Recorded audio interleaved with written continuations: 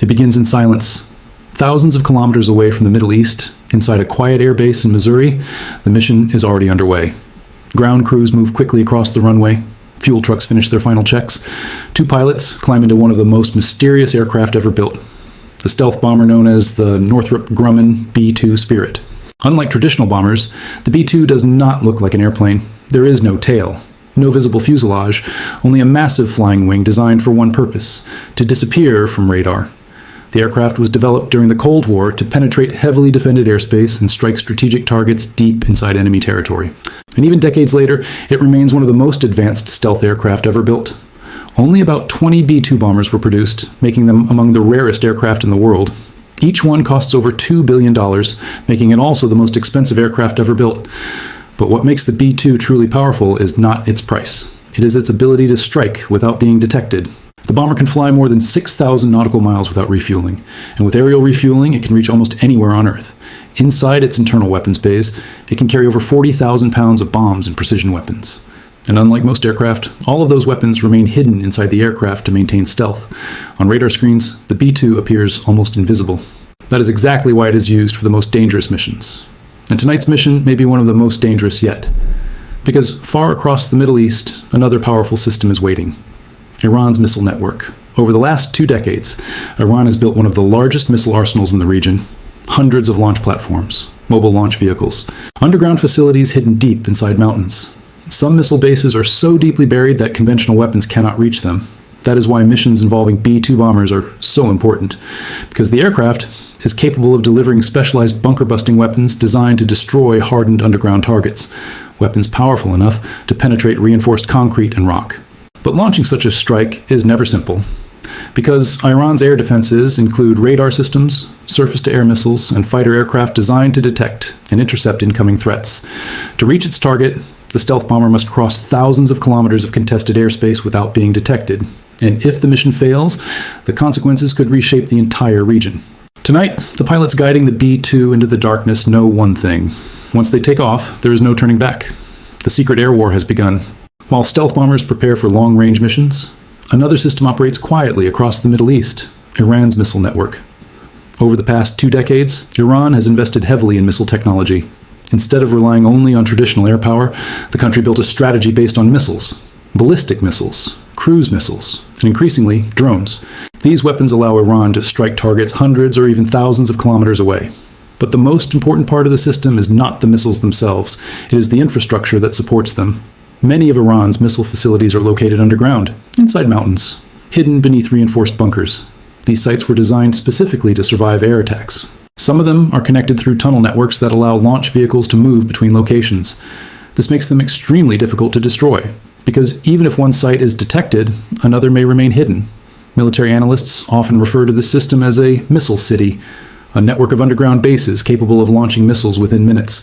And that is exactly why stealth bombers are considered one of the few aircraft capable of attacking them, because traditional aircraft would likely be detected long before reaching their targets. Radar networks could track them, surface-to-air missile batteries could intercept them, but stealth bombers are designed to avoid detection entirely. By reducing their radar signature, they can approach targets without triggering defensive systems. However, stealth does not make them invincible. Iran's defense systems include advanced radar installations and long-range missile defenses designed to detect stealth aircraft under certain conditions, which means every mission must be carefully planned. Routes must avoid known radar sites. Electronic warfare systems may be used to disrupt sensors, and fighter aircraft may escort the bombers during parts of the mission, because once the strike begins, the situation can escalate quickly. A B-2 mission is unlike any other military flight. Unlike fighter jets that operate for a few hours, B-2 missions can last more than a full day. Some have lasted over 30 hours. The bomber takes off from its base in the United States and begins a long journey across the globe. Mid-air refueling aircraft meet the bomber along the route. These tankers allow the aircraft to continue flying for thousands of additional kilometers. Inside the cockpit, only 2 pilots manage the entire mission. One acts as the pilot, the other serves as the mission commander. Together, they monitor navigation systems, communications, and targeting data. But flying the aircraft is only part of the challenge. The real challenge is remaining undetected. Stealth aircraft rely on careful flight planning. They avoid radar coverage whenever possible. They fly at specific altitudes designed to minimize detection. And they use electronic systems to reduce their radar signature. Every movement is calculated, because once a stealth aircraft is detected, the advantage disappears, and enemy defenses may begin tracking the aircraft. When the B-2 finally approaches its target area, the most critical phase begins: weapons release. Unlike traditional bombers that drop large numbers of bombs, stealth bombers often use precision weapons. Each bomb is guided toward a specific target. GPS guidance systems ensure accuracy within only a few meters. Some of the most powerful weapons carried by the B-2 are bunker-busting bombs designed to destroy deeply buried facilities. One of these weapons can weigh over 30,000 pounds and is designed to penetrate reinforced structures before exploding. Such weapons are specifically designed to attack underground missile facilities and nuclear infrastructure. Once released, the bombs fall toward their targets at incredible speed. Moments later, the ground shakes. Explosions echo across the landscape. Underground tunnels collapse, storage facilities are destroyed, and missile launch sites may be disabled before they ever fire. But even after the strike, the mission is not finished, because the bomber must still escape.